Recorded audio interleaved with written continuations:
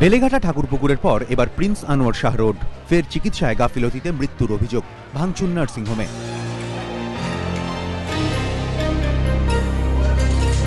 ঘটনাস্থল এবার প্রিন্স আনোয়ার শাহ রোডের এই নার্সিংহোম।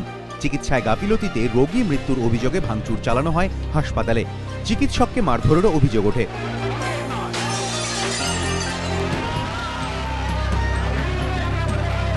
18 সেপ্টেম্বর জ্বর নিয়ে ওই নার্সিংহোমে ভর্তি হন বছর 35-এর বুলা হালদার, বাড়ি যোধপুর পার্কে।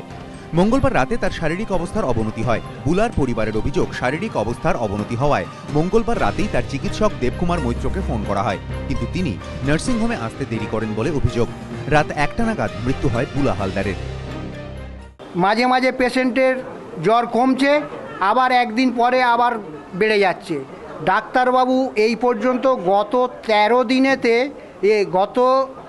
7 দিনেতে উনি চেকিং টেস্টিং করিয়েছে শুধু 15,000 টাকার রিপোর্ট। ঘটনার জেরে ক্ষোভে ফেটে পড়ে রোগীর পরিবার। ওই চিকিৎসককে তাঁরা মারধরও করেন বলে অভিযোগ। তবে তার বিরুদ্ধে আনা যাবতীয় অভিযোগ অস্বীকার করেছেন দেবকুমার মৈত্র। ভাইরাল ফিভার ও হৃদরোগে আক্রান্ত হয়ে বুলা হালদারের মৃত্যু হয়েছে বলে তার দাবি। অভিযোগটা সম্পূর্ণ ভিত্তিহীন। সাডেন কার্ডিয়াক অ্যারেস্ট হয়েছে, এটাতে আমাদের কোনো হাত থাকে না। এখানে আগাম জানিয়ে এই রোগটা আসে না, ইভেন ইসিজি করলেও ধরা পড়ে না এটা।